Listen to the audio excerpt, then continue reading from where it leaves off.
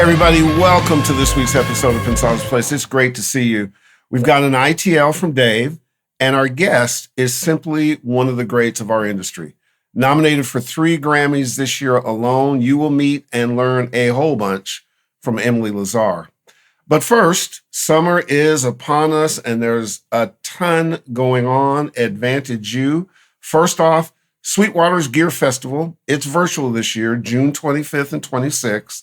Workshops, panels, incredible sales, and you can check it out easily at sweetwater.com/Gearfest. Now, there's panelists of some of the best, like Joe Barresi, our boy, Steve Vai, Quentin Gilkey, who works with Dr. Dre, Andrew Sheps, DJ Jazzy Jeff, Chris Lord-Alge, Divinity Rocks, and more to come. Keep watching. Plus, a $50,000 giveaway over the 2 days with hourly prizes every single hour. What? You need to get there because I might go myself. Go to sweetwater.com/giveaway to register to win. So remember the details. June 25th and 26th. Sweetwater.com/Gearfest to participate. Sweetwater.com/giveaway to win prizes. Go now. But that ain't all, guys. Our good friends at NAMM, they are rocking Summer NAMM in Nashville this year, live and in living color. Go to www.namm.org to register. Going to be a bunch of stuff on site, a bunch of stuff off site. Nashville is one of the best places to turn up about music. Let NAMM take care of you and go there. We also always like to tell you about companies that impress us. We hear about them from our guests and we find out which ones are great for you. And this company checks all those boxes. You've heard of them. It's Arturia. They just absolutely rock. State-of-the-art DSP expertise in virtual instruments. Their just released FX Collection 2 is just crazy good. 22 stunning emulations of vintage studio processors and effects all in one amazing audio suite. And for the month of June, you can get all that for $2.99. That's about $14 per plugin. Hard to beat. Many of our guests rave about it. Dave uses it all the time. Go to www.arturia.com for all the details. The special offer lasts to the end of June, so you want to get there right away. And a quick reminder about 1500 Sound Academy. They've got free virtual workshops. Go to 1500sound.academy, learn about your craft, learn about the business from the people living it. Good for you, 1500 Sound Academy boys. We love you. Now, before we meet our guest, our boy Dave is here with an ITL on Fabfilter, another great company. Their Pro R Reverb plugin is the bomb. Here's Dave. Hey everybody, thanks for dropping by. Good to see you. I'm going to show you some things I've been doing lately with Reverb, particularly the Pro R by Fabfilter. Love this Reverb. We all know how wonderful their GUIs are, but this Reverb is really, really easy to use, but it's got all the complexity you'll ever need combined with that ease of use. So I'm going to start by showing you a little bit of a song by my friend Chase Looney. This song is called I'll Be Your Eyes, and I want you to check out California that I did for him. I think it's going to be a big record. So run to YouTube, check that out. Chase, thanks for being a good buddy. The first thing I think that's valuable to learn and to assimilate it and make part of your arsenal is, why do you need a reverb? I don't put a reverb on anything unless I think it needs it. And once I think it needs it, now I've got to go back and think about, what am I trying to get out of this particular reverb? Well, it can be anything from changing the sound of the low end a little bit. It could be changing the decay rate. It could be changing a lot of different things. And I think it's good to learn a lot about those things, because it can really enhance your ability to create a great, unique sounding reverb. And every song, I promise you, just needs a different reverb for different things. So let's say we're working on a vocal, for example. Well, you might want to have the reverb decay into the spaces, but you don't want it to be as noticeable as it might normally be. So you can go to the decay rate, which I call the blue line, and you can alter the decay rate based on frequency and based on time. Now, there's so much you can do with the EQ combined with the blue line. Sometimes, if the blue line goes up, then I bring the EQ down in the same spot. And I'm so used to saying blue line, I should say decay rate. So let's check and see what we got. Getting colder, iceberg chip on my shoulder. Just the tip that I show you, that's more underwater. Calm as the ocean when nobody's on it. Devoted to finding my soul and keeping my promises out. Getting colder, iceberg chip on my shoulder. Just the tip that I show you. So what do you want out of a reverb? You don't want the reverb to take over the song. You want to hear the singer, and you want the reverb to enhance the performance of the singer. And then you also want the reverb to affect the groove and the flow and the energy in the song. And everything leads to having that rapper or that lead singer being enhanced by the reverb. So you don't just put reverb on something. You usually need to have a reason. And sometimes that reason can be just because you like the reverb.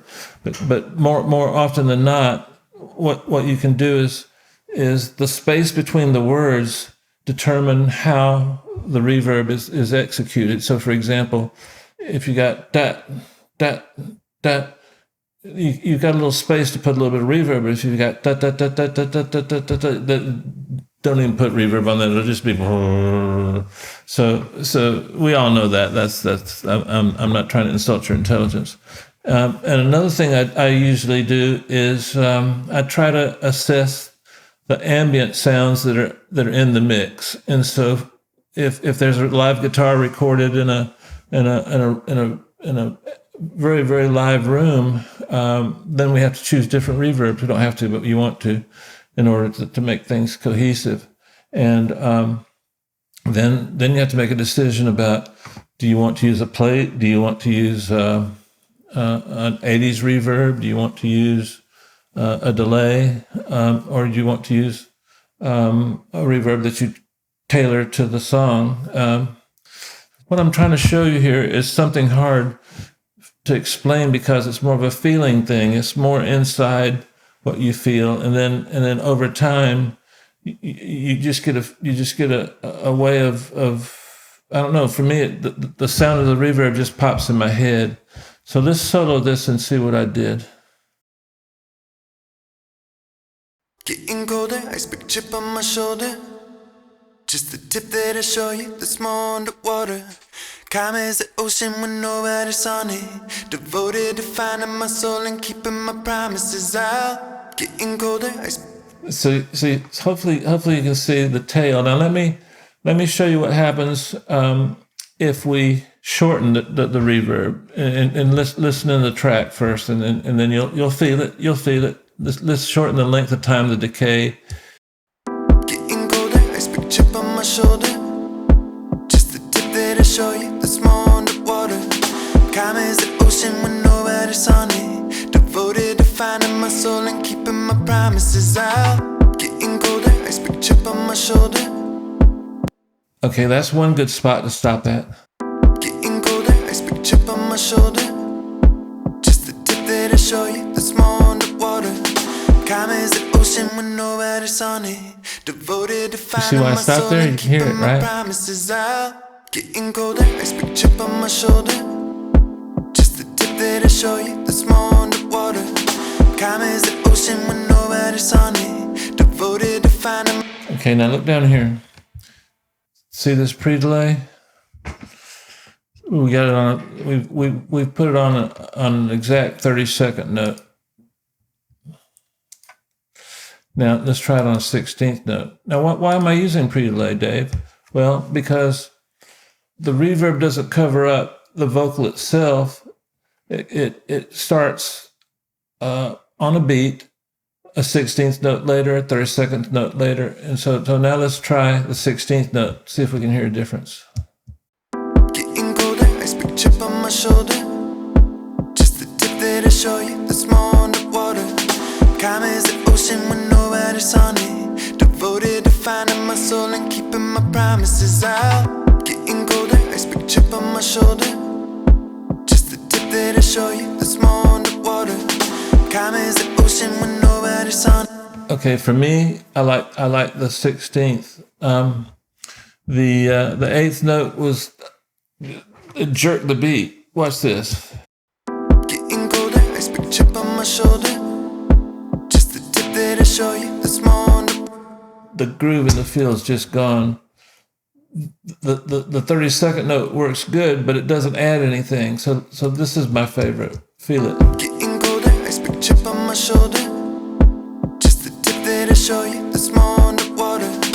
Calm as the ocean when nobody's on it. Man, I got lost in that groove. That's pretty good. So what have we learned? We've learned that the tempo is important. So this is, I think, 140. And so essentially it's 70 beats per minute. And that gives me tons of room to fill in those spaces with cool things like delayed throws and reverb throws. So now let me try and show you a couple of other ideas that will help and give you control over the feel of everything. Okay, this plugin is Pro C2. This is one of my favorite compressors because it's got the ability to emulate so many of the compressors that I love. Now here's a preset I made up to emulate the 160 XT, which is one of my favorite compressors of all time. So let's hear it on the vocal. Let's do it in solo, so maybe we can hear it a little better. Getting colder, ice big chip on my shoulder. Just the tip that I show you, that's more underwater. Getting colder, ice big chip on my shoulder. Just the tip that I show you, that's more underwater. You see how the just sits in the track. Watch this. In the hip hop world, this is vital. Getting colder, ice big chip on my shoulder. Just the tip that I show you, that's more underwater. Getting colder, ice big chip on my shoulder. Just the tip that I show you, that's more underwater. Woo. Goosebumps. This is Saturn 2. This is a very high quality plugin that allows you to do saturation, a lot of different things that come under the heading of harmonics or possibly even come under the heading of distortion, saturation. So I picked out a little, I put a little preset together that I think you'll enjoy. So here's changing the sound going into the reverb. Getting colder, ice big chip on my shoulder. Just the tip that I show you, that's more underwater. So let's see what we're doing. Getting colder, ice big chip on my shoulder. Just the tip that I show you, that's more underwater. Getting colder, ice big chip on my shoulder. Just the tip that I show you, that's more underwater. Okay, when would I use this? Well, this particular song to me seems like it's right in between a very aggressive song and a more mellow song, a song more in line with not quite a ballad, but I felt like it's hard to say these things sometimes, so bear with me, guys. The feeling that I got from it, from adding this, was that the vocal was more intense. It was more in my face. It didn't sound as like sweet and polished. It sounded like it enhanced the meaning of what he was saying in the words of the song. So now listen to it that way. Getting colder, ice big chip on my shoulder. Just the tip that I show you, that's more underwater. Getting colder, ice big chip on my shoulder. Just the tip that I show you, that's more underwater. Okay. Now, when we're doing these ABs, I have a tendency to want to exaggerate them so you can hear them, but then when I do that, the vibe goes away. So listen to it a couple of times and maybe with headphones, and you'll hear the difference between how the song flows and how it makes you feel. Music is a gift that we've been given to make you feel something. It's not a technical sport. It's not a way to make money. It's a gift that we're given to just feel better and make the world a better place. I know that's some old hippie stuff, but I was one. So I want to show you a different reverb and show you how that the whole vibe will change. But I can't figure out which one I like best, but let's check it out. Getting colder, ice pick chip on my shoulder. Just the tip that I show you, that's more underwater. Getting colder, ice pick chip on my shoulder. Just the tip that I show you, that's more underwater. Getting colder, ice pick chip on my shoulder. Just the tip that I show you, that's more underwater. Getting colder, ice pick chip on my shoulder. Just the tip that I show you, that's more underwater. Getting colder, ice pick chip on my shoulder. Just the tip that I show you, that's more underwater. Getting colder, ice pick chip on my shoulder. Just the tip that I show you, that's more underwater. Money, money, money, money. That's my favorite right there. Man, that was so good. All right, now let's check out some snares. I want to show you the same two reverbs, how they apply to different parts of the song. Sometimes I might duplicate the reverb on the vocal with the snare. Sometimes I might not. It's just a feel thing. And by the way, if you're starting out or you're not a seasoned veteran, don't worry about anything other than did you like it. Don't try to work by impressing other people. Don't try to be something you're not. Just try things, and if you like them, and the world be damned because you like them. Don't give up your own taste. It's better to be you than to be a carbon copy of somebody else, and eventually you'll be unique, and eventually that uniqueness will get you people liking your music and your techniques and your engineering, and then life is good. So here's the snare that we used in the song.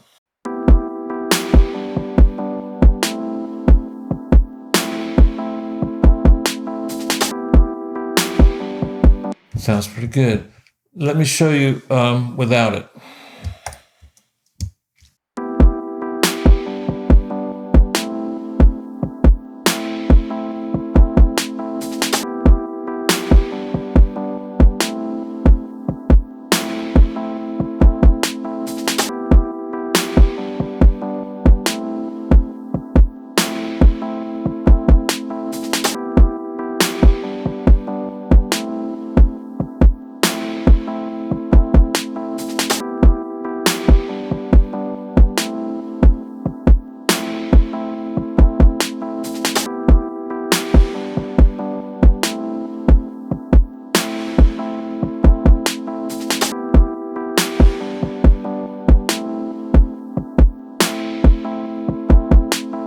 Okay, I switched in the middle to a different preset that I came up with, but most people have a different opinion of which was best, or hopefully they like one of them, But if they don't like any of them, I do. I like both of them. I'd have a hard time judging. So probably what I'd do is I'd use the dialed back version in the verse. And then I'd automate the send so that I got a little bit more during the hooks. And it's pretty obvious, but let me state the obvious. Please be with me. Sometimes when you want a longer delay or decay, just turn the reverb up. So watch this. Listen to the decay this time.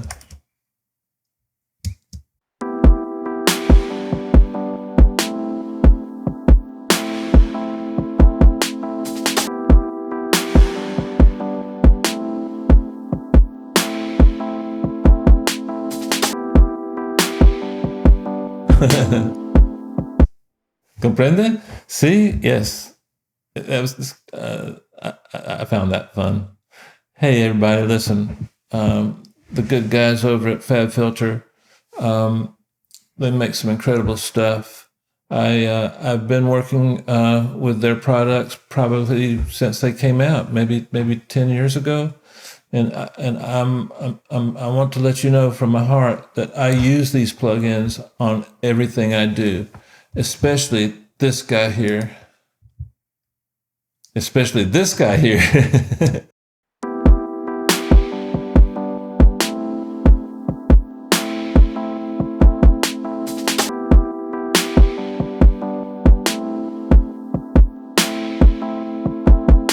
Boring. Check this.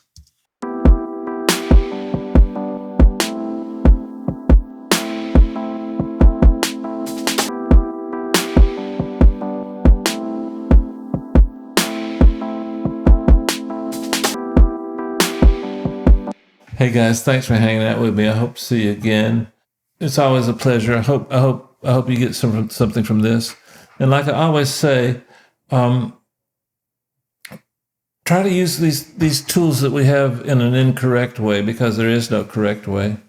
And then, so for example, you might try one of these reverbs on another reverb, or you might try it on a delay, or you might run a delay into the reverb, or put delay on the reverb. You might want to pitch it up. You might want to pitch it down. A lot of times on a ballad that's kind of flowing, kind of slow, I'll pitch the reverb up. I'll put a pitch reverb before the reverb, and start studying the rooms around you. Like right now, my room's a little bit live, and you can hear it come across the speaker, and you can, after a little bit, you can tell the size of the room just by what you're hearing. And that's when it starts getting fun. But man, you got to stick with it. You got to stick with it. It's a roller coaster ride. Thanks for dropping by. Truly, I'll see you soon. Hope you enjoyed all that. Hit us up on all of our socials. Sign up for our newsletter. This is going to be a bountiful and busy summer for you. Like this puppy right here. Look at what AKG did. That's the grand prize winner of the sweepstakes we did with Harman Kardon, did a little while back. It's on its way to Germany, and although I'm trying hard not to keep it, and then we're going to have that winner on the air as well too. So it's going to be a summer that you can win good stuff. Stay with us. It's going to be great. And without further ado, she has mastered from the Beatles to Wu-Tang Clan. She's president of the Lodge in New York. She's got Grammy wins and nominations from Coldplay, HAIM, Jacob Collier, Beck, Foo Fighters. The list goes on and on. She's got a great policy initiative called Moving the Needle. She is the super gifted, super busy, super talented. Please meet Emily Lazar. Hey there. Hey, thank you so much Emily. for having me. Great to see you. Hi, Dave. I know it's great to see you guys. Yeah. I'm bummed we're not in the same room, but we'll make do. And hopefully that is coming. Speaking of that, it's a great jumping off point. With such an incredible year, how did COVID affect you during the mastering process in the Lodge and the business? Is it just sending files and business as usual, or what? It is, except for when we were working. Well, the first thing that happened was I was like 3 miles from that epicenter of disaster, and so we were really in a bad way. And so my right arm, left arm, right leg man, Chris Allgood, who's amazing, lives in Brooklyn. So he was a little bit farther from me, and we had to shut down like everyone did. And we scrambled and created a rig for him that he could remotely help me setting up sessions and doing things from afar. It was tedious, difficult, and expensive. Mm-hmm. And then when things started to calm down, I mean, they didn't really calm down, but we were vigilant about wearing masks and getting tested all the time. So he came back, and we didn't let any clients come, but he came back and we did a lot. You know, we worked with everyone through the same ways that everybody else managed. Mm-hmm. And we're still in masks. I'm actually double vaccinated at this point, thank goodness. And he just had his second shot. So, but we're still in masks. The only reason I don't have it on is because I'm talking to you guys in another room. But we're really careful. We don't want to take any chances. Had lost too many friends and stuff. So Yeah. yeah. There's been one silver lining, though, I could point out, instead of being a total downer. Mm-hmm. The silver lining, I think, is that all of my wonderful artist friends have been home working and writing and working, and they need mastering engineers more than ever, because a lot of them are recording in their bathroom and in their bedroom and in their living room. And so in order to make things sound, where, and my mixer friends too, who kind of had to go home and jump in the box and do stuff that they weren't used to doing. I think we were an essential worker for the music industry because we kept a lot of things going, I think that's more than true. What we found from our seat, and it happened with our business, there were certain sectors that obviously took a beating, particularly the live sector, right. People at cruise and tours. But on the retail side, through the roof.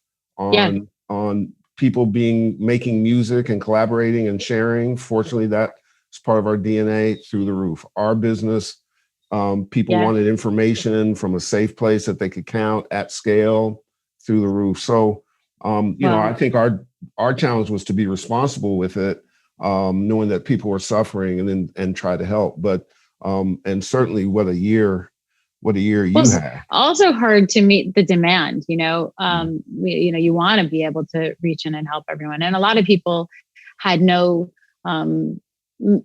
Because they were now at home and they had kind of lost their ability to tour and make money other ways, there was less of budgets for them to get their stuff done. And it was essential that they got their stuff out there, that it sounded good. So it was there was a lot going on, but yeah, we've been busy. We've been busy.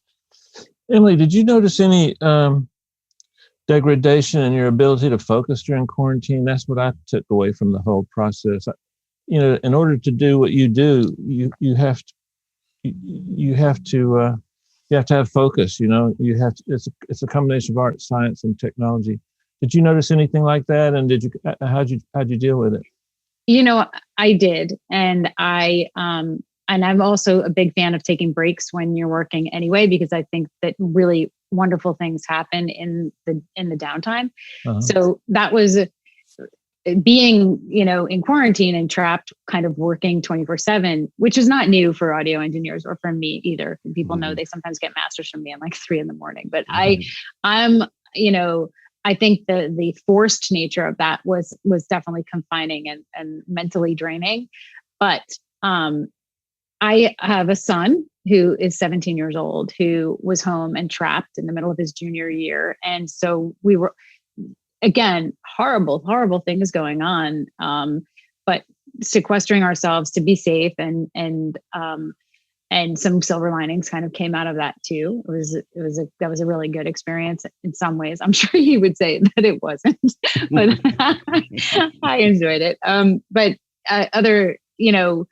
there were lots of other things kind of going on and happening. And I think quarantine for work almost blurred out some of it. It was actually a really nice respite for me, because when I was working, I was just like, okay, I'm going to make this thing sound great. I'm going to do this, and I've got to get this out, and I have this deadline. And then, I'd come out of the studio, and then, CNN or whatever station would be on, and it would be like, and it would be like this constant, especially in the beginning, living in New York, which was hit so hard. And it was so, it's so interesting, the relationships that I have that are in California with people, when we were talking kind of across the country, where there was it reminded me of 9/11, actually, where my friends in California were like, it felt very, distanced from them until it came to you guys and, blossomed, for lack of a better word. It exploded. And I think that kind of the conversation, I did a lot of talking to people during quarantine, more so than I did before. I did a lot of Zooms and talking, where I really didn't do as much of that kind of stuff before. So there was it was a really weird juxtaposition of terrible and some silver linings. Yeah. I mean, I can't. Yeah. No, I think one of the things that it allowed to have happen, and we were seeing it before, was more conversations about mental health. and the idea of, don't hide from that. Don't act like it's not an issue. It's okay to reach out for help. And that got peeled back so that conversation could happen, which sometimes are access to creativity when you're in a better place, or you're understanding, or we know lots of people who've been incredibly tortured and written incredible songs and done incredible stuff. And so it's been a fascinating process that we decided to lean in, and that's COVID. Life intruded on other ways. Yeah. I'm on the board of this really great organization called soundsofsaving.org. Mm-hmm. They're amazing, and they do address the mental health portion of all of this. And I was working with a lot of artists that were really going through it, and engineers and people. People were worried that they weren't going to work. People weren't working. We didn't furlough anyone. We did. We kept everyone going, and that wasn't even a question, but for me. So, but I do think it was on everyone's mind. I mean, it was on my mind too, to be honest. Like, what if this changes the world to something where what we do is so changed, and people, don't care about the quality of audio and the things that we hold so dearly. That was a lot of thought about that. And I'll tell you why what you mentioned, I think, is important for our audience to understand, that the concerted effort, sometimes even the pain threshold that people went through to make sure that they were still working, employing people, getting stuff to you, teaching you. I was asked by Joe Lamont to co-host the last virtual NAMM. So I went down to San Diego for a week, and Joe and I sat together for 4 straight days as co-hosts. So we shared a lot of information. Obviously, I won't do the numbers, but I know what the loss of not doing NAMM was last year. I know how much he had to go into reserves to make sure nobody got laid off at a huge scale. And so there was a lot of, I think our community came together in some ways because of this, and we all kind of have each other's back and moving forward.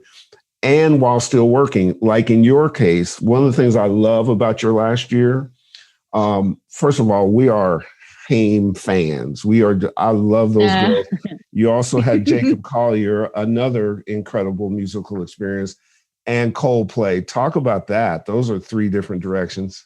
Yeah. Totally different directions. And I could talk about each of those artists for the whole hour. Sure. I also want to point out that, like, there were so many other amazing albums that I got to work on during the same time period, that, like the Little Big Town record, which had some songs on there that were just stunners. And like, there were a bunch. Anyway, point being, awards are really an interesting thing in and of themselves. They're amazing. They're important. They need to exist to really award excellence and make sure that we're keeping on top of things, just like the Pensado Awards that you guys did. And but I try not to think about that side of it. I really just try and stick on to the work part. And so those 3 albums, I'm so proud of all 3 of them for totally different reasons and in totally different ways.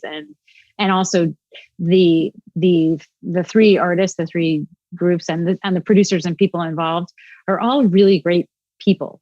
And that also felt very good to be involved with all of those people. The Coldplay record was done, actually completed prior to COVID. So it made it into that cycle, that Grammy cycle. So that was also interesting because, they came off of that album and then, didn't get to do their normal touring, thoughts, but they were going to do anyway. But the whole way that records are promoted. But I was super surprised, happy, and amazed that those albums were recognized. I think that they all deserved it in their own way for being so incredibly special. They all tell stories too. Each of those albums has like a depth in storytelling, and that's something that I particularly kind of fond of and interested in when I'm working is kind of like getting into that overall story that's happening. And, yes, I look at things on a track by track basis, but I also very much engage in the story, the big picture. Mm-hmm. I have some thoughts I want to share with you. Mastering, not using mastering is like having a cake with no icing or sprinkles on it.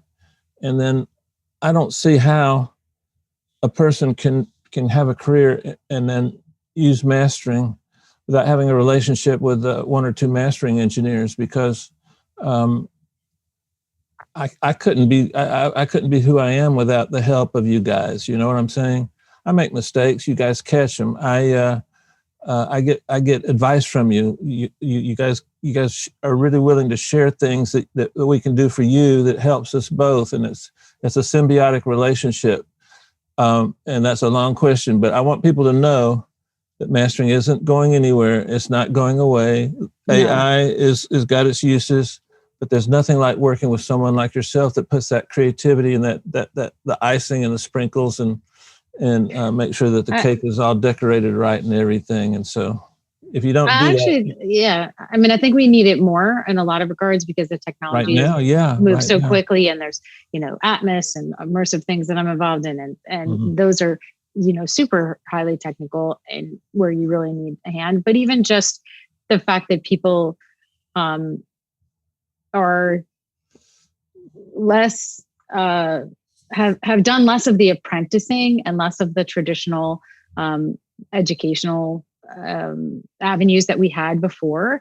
And so therefore their products are different. And I feel that the newer mixers and newer engineers and newer producers create a different kind of album. It sounds different. It has different, they break rules differently. They don't know certain rules because the rules have changed in some regards. So I think for me, having a relationship with my clients, but them being able to rely on me to help when necessary is vital. And I think that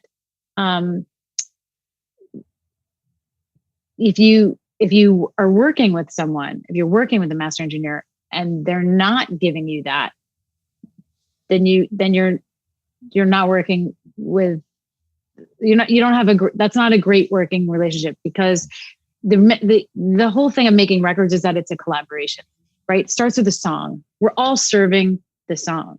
Absolutely. All of us, right? So at the end of the day, this is about the best frosting on the best cake on the best plate that is the best tasting song, right? The best tasting morsel. The sprinkles have to be sprinkles. So, I that goes without saying. So I think that it's really important to remember that it starts there, right? And each person along the way that kind of helps create this thing is part of this collaboration. And your mastering engineer is a big part of that collaboration, because they're going to help you cross the finish line, have that baby, put it out and be like, okay, here it is.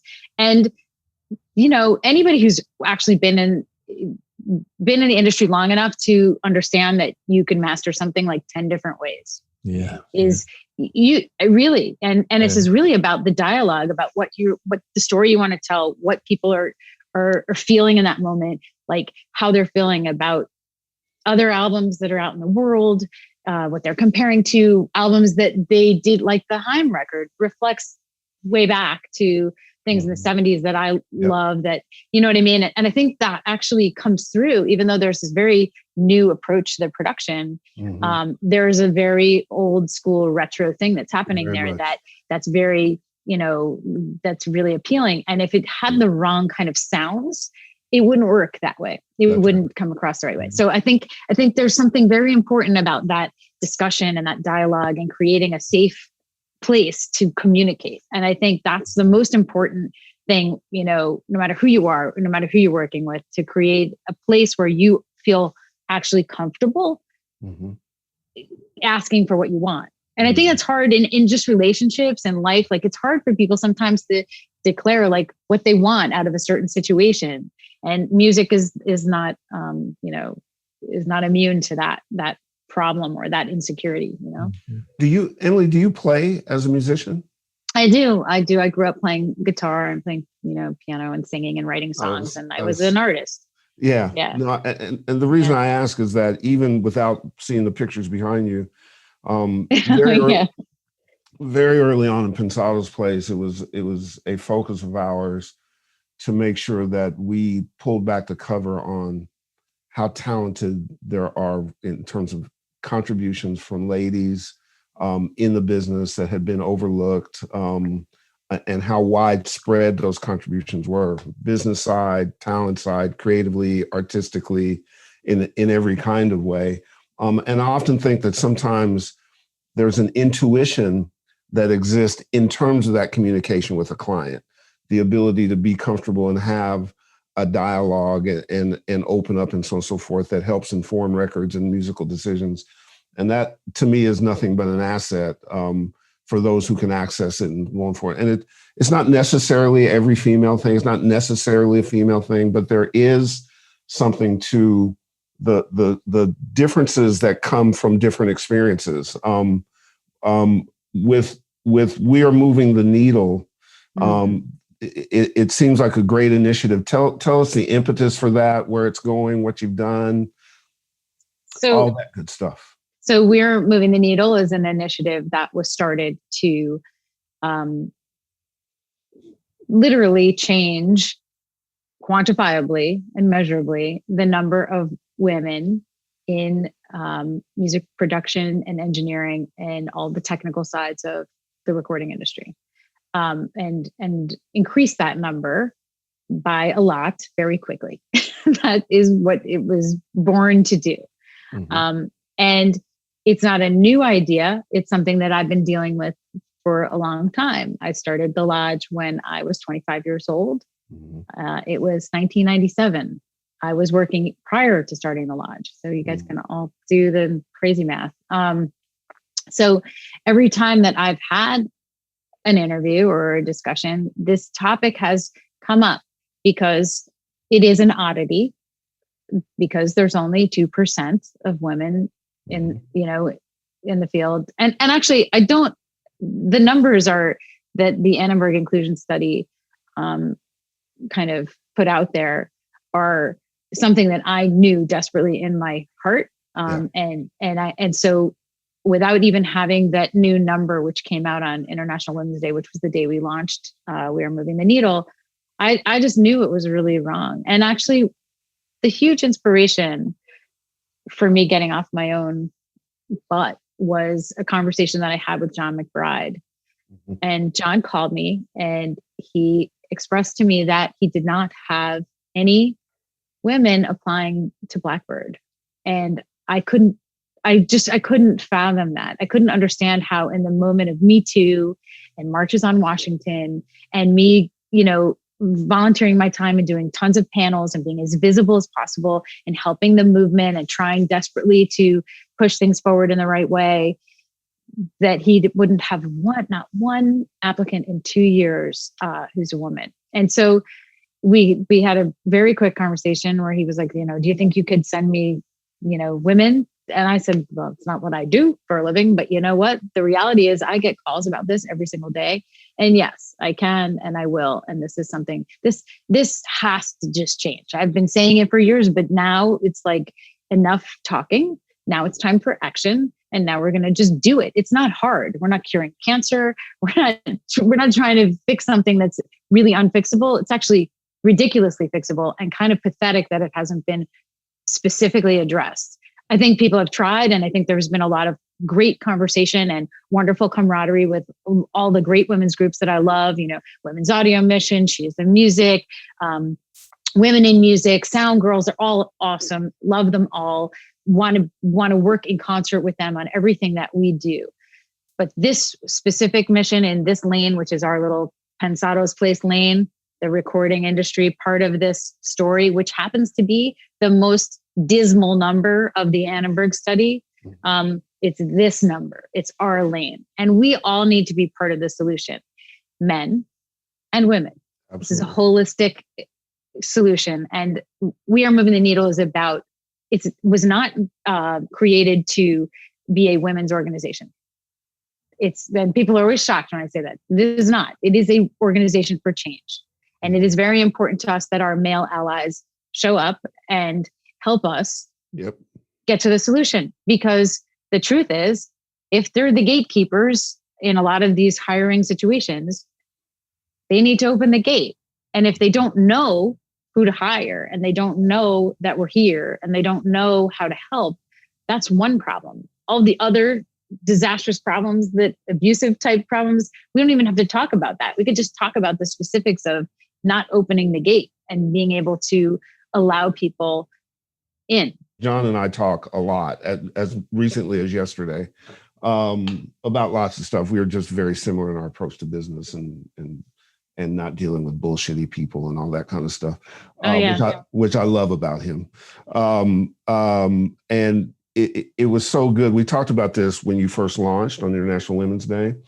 And I was letting him know that there's another organization I'm chairing up that we'll be announcing soon about on the DEI side, and why that was important, and why it was important for people who you wouldn't think would play a role in that to play a role in that. And at the end of the day, with all the things that it is, it's also a bottom line issue for companies and for people. There's an economic impact to that. And no question. You have to, and so that's another thing that I think. Well, I'm in. I want to hear all about it. I'm calling you after the show. and by the way, I wanted to say kudos, because I love the panel you put together. I love the soundboard you put together. I love it's thought through, and it's important that people care and think it through. And it's also, I think, instructive to our audience in that part of your responsibility is to give back and to be an active member of the community, and not just take from it, to pour back into it. We're the stewards of this, right? Yeah, you guys are good at that. And I think, one thing I want to point out about We Are Moving the Needle is that group of soundboard members. So as I told you, the very organic way that it started, it wasn't some big planned out and thing. It was me going, okay, I've had it. Here we go.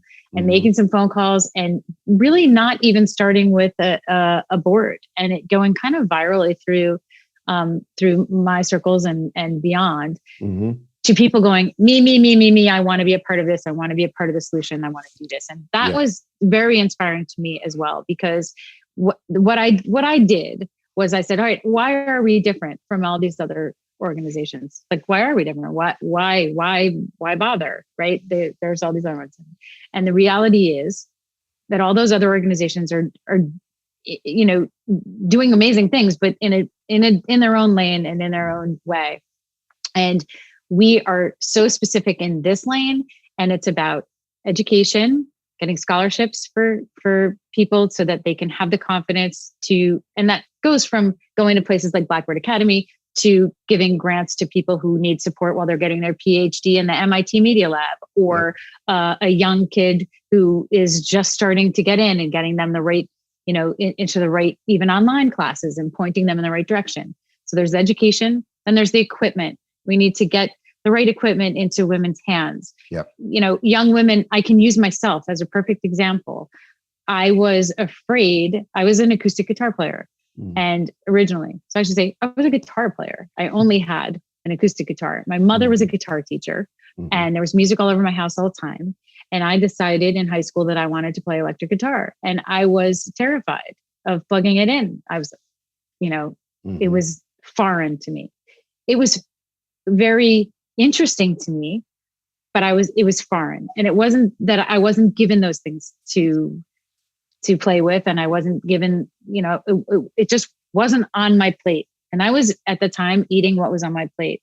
And I started to seek out these other things to put them on my plate and eat them. But again, it wasn't just served to me. And so this idea of trying to serve it up and be visible and give those other younger women who are coming into the field, the opportunity to play with a synth or do, actually learn about recording is very important. When I speak to even members on our soundboard who are streaming millions and millions of times, it is so scary to find out that a lot of them are writing their demos on their iPhone with their, earbud microphone attached and scare, or maybe they were interested enough to try to open up GarageBand because it was on their computer for free. This is so upsetting to hear, and that they're intimidated and they're big stars, and in the studio they're intimidated. So we actually have to start earlier with to equip everybody and make it so that the equipment that they're getting is the same stuff that the young guys are ogling and looking at online and logging into how to use this compressor and what's that and which plug-in pack should I get. Like that representation needs to be there, and that serving it up has to happen. So educate, equip, energize. Energize is give them an alumni network. This is the only world music not the only, but this specifically for women. I had no mentors. There's a few people that came before me. They didn't do exactly what I did. And they were scattered around. It wasn't like they were reachable to me. There was just so very few people that I could even talk to, much less call an actual mentor, because they were struggling on their own to try and be seen and heard and have a seat at the table. So this idea that we could create a soundboard that could be available to kind of get the kids through that educational time and be there for them and be a fairy godmother, that's super important. That's what we needed. And so I'm hoping that that male allyship will come in as fairy godfathers, but we'll talk about that. It will. You guys can be the godfather. It will. And we can be helpful in that too. And it just needs to happen. And then of course the final E, right? So it's, educate, equip, energize. And then there's the last E is employ, right? We have to get these women actually employed on the albums that are being counted toward, the most powerful needle moving charts, right? The money of the music industry are the charts that were counted that we're making the data points out of from the Annenberg Inclusion Study. So it's really important that women are in that,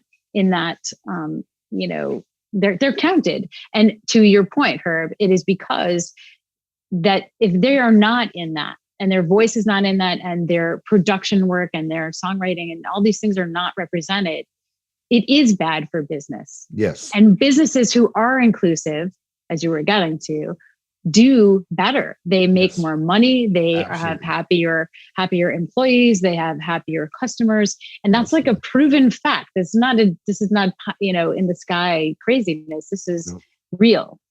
So good. I just want to see it happen. No, it's happening, and good on you. Pensado's place is actually run by women. And so we're living proof of that. Absolutely. Best, happening. By the way, the best. And it's been the best of all the teams we've had over the course of 10 years now.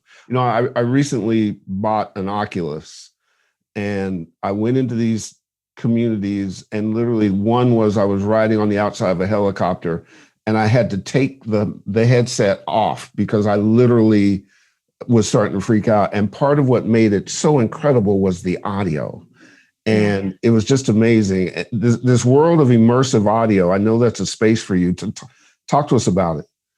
Well, I can tell you, I had a similar experience that you kind of just said, which was this moment where video games moved from being unbelievable to really believable. Yeah.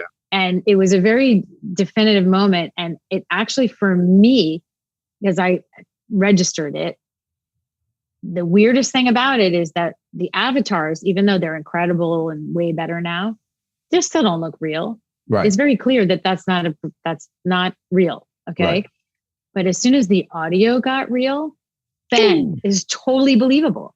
Ooh. And when the audio was off, it was totally not real. It was not a real environment. And it was not as exciting to me. So that was a huge change. And that kind of pushed me into, I already loved working in surround and doing all sorts of kind of experiences like that. But that moment when video games and the fact that you're the way that your brain works, that when the audio is right, it actually makes things that don't look right feel right, was mind blowing. So when I jumped into the, into immersive, which I'm very, very excited about, and I think it is unbelievably cool. The whole Dolby Atmos environment is incredible. And I had an opportunity to work with the Beatles on some of theirs, and the Rolling Stones. I did, Goat's Head Soup, and these are like Abbey Road, Let It Be, Goat's Head Soup. Really, I mean, just super, super cool experiences to sit inside of. Mind blowing for me, obviously, because it's like the canon of rock and roll. Like, what else can you possibly do after you're sitting inside those albums? Yeah. But there was also the newer things that are coming down the pike, and some live, really cool things that I'm doing that are coming out. Like, I don't know if I'm allowed to say them, so maybe I shouldn't. But there's some very cool live rock things that are coming through Amazon, and super beautiful, incredible, intense versions of albums that are now being done and mixed and mastered in Atmos. And I will say, you definitely need to master in Atmos. There's a little bit of confusion about that. You need to both, mix and master, and make sure you kind of keep that in mind as you're making your new records, because I think it's going to be important to have those assets set aside so that you can, jump into this new format. So, and the Lodge does both. We mix and we master, but we're also happy to just master for mixers that are doing it on their own. So it's a new format. I think it's easier for us to help, and again, this is one of those dialogue situations where we're really trying to, be the bridge and help the other people in the audio industry who are mixing and working on stuff make product that's really of a high level and kind of deliver this experience to people where you're like in it. You're in it. It's unbelievable. There's no other way to actually describe it except for to say, like, get to a room, go listen to it, order like the Sonos Arc. There's already stuff in TV that's being broadcast. It's just so super cool. And Tidal and other places that are at Amazon and some others that are coming that are going to be distributing all this. And I just think I find it's like a new frontier, and there's more room. There's all these speakers, there's all these places, there's all these spaces. And all of a sudden it's like not a fight anymore. It's not like, that I know what's in the mix, and it's as a person who's working and making mixes, you can find the thing that may even be like a little muddy in there, but it's creating part of the glue and part of the sound. But all of a sudden in Atmos, it's like vivid. It's like an unbelievable way to experience everything that artist intended and did, that they're always kind of complaining about. Can we have more of this? Can we have more of that? Can we have more of this? And it's there. And I think it speaks to one of the E's in the we are moving the needle, because on the employee side, I've spent a bunch of time at Netflix. A couple of them are on my thing. And when the amount of attention they pay to audio and making sure it is way, way, way beyond. And they are looking for not only the right kind of Atmos room, but people to understand it. And the right kind of Atmos room has to have security measures and all kinds of things. It goes beyond. But if you click that box, you can work. You can get employed for sure. And so, and aside from audio for video, this is just straight up music. Like, this is an environment. Close your eyes and get inside this song, and you're like, wow. To sit inside. The Beatles Atmos things were mixed by Giles Martin and Sam O'Kell, and as was the Rolling Stones. And it's just a level of intimacy and detail, and the things that we really strive for as mixers and mastering engineers and artists in the first place. And it's kind of easy to have. It's actually laughably easy how to be able to craft that and do that. And, I'm also not a fan of things that make you nauseated listening to them and are all over the place in the wrong place. And I'm not really so interested in people who are putting the drums, up here and over there. Like, that's not my goal with these kinds of projects, but creating this truly immersive environment where you can just kind of be in it. That's what's exciting to me anyway. Can I close it out really quickly on the John McBride story, since we all share him? Please. So we take our first tour. Oh, I know what you're talking about. Yeah. We go down and speak on the night of Halloween, where they had one of the worst tornadoes ever in Nashville. They shut down trick-or-treating, but they kept our thing open. We spoke at Belmont. A lot of people came. And then the next day we're going to meet John McBride. And, we're like, oh my God, we're meeting the infamous John McBride. And he walks in and he's classic John McBride, bow-legged. At the time he was smoking, had an ash hanging off of it. Just, the whole John McBride thing. Takes us on a tour. He's showing us mics that go back to, that place is boggling on a whole other level. Insane. So we're now just gobsmacked, and we walk through, and he takes us back in what I call the Martina room. And he, tells us how many things he's put on the wall. There's 170,000 things and sort of absorbers and this, that, and the other. Then he turns down the lights and he sits Dave right in the sweet spot and makes me stand right behind him. And I'm like, okay. And look, I'm the only black dude down there, so I don't know where we're going. When we're doing that, we're turning down lights. Let me say, I'm going to just say it. Right? Thriller. It blew me away. So exactly. Blew my freaking mind. And coming from John McBride, and he turns it up. It blew me away. The one I had tears. Yeah. I had tears. I thought Vincent Price was beside me. I think I swung at him because it was so. I was like seeing them. I was in it. They were right there. So cool. Oh, dude. I know, and that's the experience that I kind of try to explain people, and it's very difficult to verbalize. You can, I sound like a goofball, making but the reality is that's it, and it's like it's right there. Oh my God, yeah. Dave, you got a batter's box? I do. So Emily, you're familiar with batter's box? We're already there. We didn't even have to talk about any gear at all yet. Wow. Okay. Well, that doesn't mean that we won't. It doesn't mean that we won't. No, we definitely don't have to. It's my least favorite part of this whole thing. Oh, good. It's more about this, like this is the part that we're all missing is the community. Absolutely. Okay, here we go. 24 or 32 bit? Depends. Good answer. Headroom. So what was that one? Headroom. Yes. Converters. Taste test. Your go-to EQ, analog or digital? Matched pair of Pultec EQP 183s. Well, that surprises me. That's great. Why does that surprise you?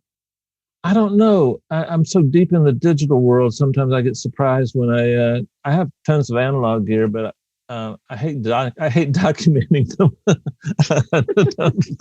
It's just too much trouble. Can I tell you? I know. I'm sure you've heard this already, but they have these things. They're digital phones and iPads, and you could just hover over and take a picture, and there it is.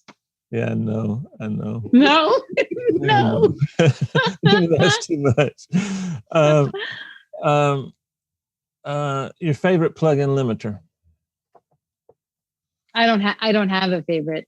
Okay. I really I don't. I think you have to reach for the right tool in that department for the right thing, and that the wrong tool is so horrible. And so destructive. I agree. Great answer. Your monitors. God, we have so many here. We have everything from ATCs to which we love, ProX, Genelex. I've had Genelex forever because they were the B speaker in the room that I started in. So we've got tons. I mean, it depends on what's going on. It actually depends also on who's coming and what they want to hear. Yeah. But for me, I'm digging the ATCs right now.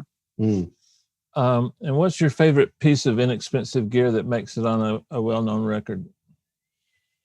An SM57. Yeah. Good answers. Mm-hmm. I'm gonna slide an oddball in. I don't know why I wrote it down, so I might as well say it. 808s. I love 808s. Okay. I actually can tell you about an alternative rock category record that you would never have thought that I suggested that they put some 808s into a mix. This is the kind of mastering engineer I am. I say crazy things like, we're kind of missing that thing and that transition, and they ran into the other room and put 808s in, and it was great. What band was it? Or can you tell? Vampire Weekend. Oh, nice. Yeah. We were really touched when we had Keith Urban on, and he talked how much he used 808s in his production. And you're shocked, right? Yeah, and you're like, oh, no wonder I feel it's cool. Like I'm intuiting that it's cool. I didn't know that's what it was. So I dig them. In the right place. I'm not a fan of overuse actually of anything. Mm-hmm. Absolutely. The only overuse I like is subtlety. Overusing subtlety, I like. Oh, I love that line. That's a great line. Overuse and subtlety. That's really cool. Yeah. I tell you what, anybody that doesn't think that ladies can do 808s, listen to the Peaches record. And what I handed, oh my God, what I handed Emily final mixes. I'm not gonna lie to you. I was a little concerned. Man, she took those things to just heavenly levels, and I was really proud and happy and surprised a little bit. So I'm don't worry glad about sending 808s to this lady. She can kill them. I'm telling you. That was a fun record to work on too. I remember when you called me and you said, "Well, I don't know how you'll feel about the subject matter," you said on the phone. I got scared. I know. I love Peaches, but I got scared. I got scared a couple of times. It's awesome. And she's the dopest. I love her. She is so great. We just did a recent thing. I love her. She is pure amazing. artistry. Artistry. Brilliant. She is brilliant. Yeah. And brilliant. her producer, Vice Cooler, is big, huge part of that duo. Oh yeah. Yeah. Sure. So Dave, before you take us home, Emily just wanted to say, keep on being Emily. Oh, that is the most important thing, I think.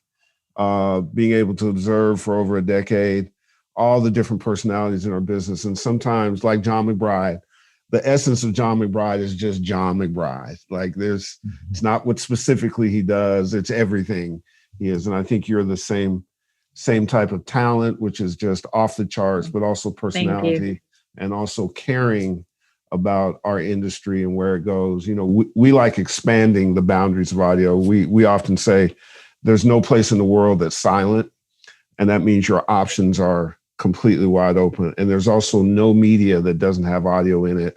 So don't limit yourself when you have these skills. And this is the soundtrack of our lives. It's in everything. Try a movie without stuff. Try streaming without audio. We're doing a thing on audio in medicine. Amazing. And it's by an EDM artist who happens to be a pediatric surgeon.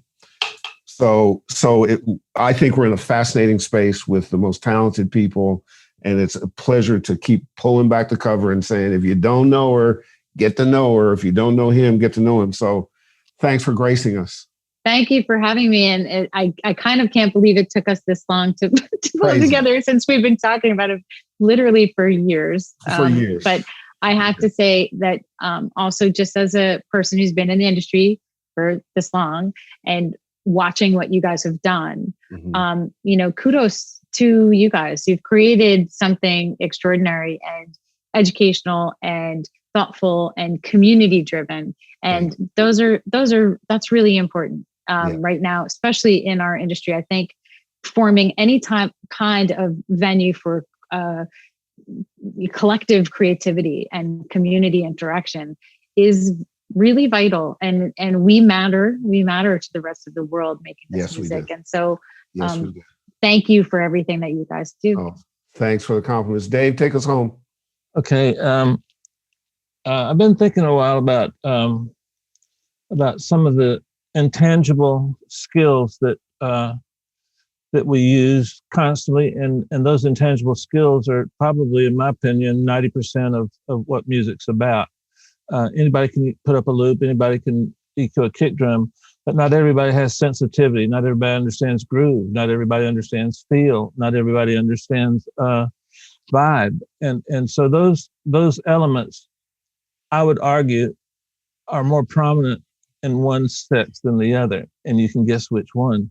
And without those elements, you don't have anything. And so I think that we're underestimating the skill set that has been popularized about the differences between men and women. And there's no difference. Science shows they have the same brain, but man, the ladies that I've worked with are brilliant and top of the heap. We can name 10 right now, but you're missing out if you're not using mastering engineers like Emily. She's the best. We'll see you next week. Have fun, guys.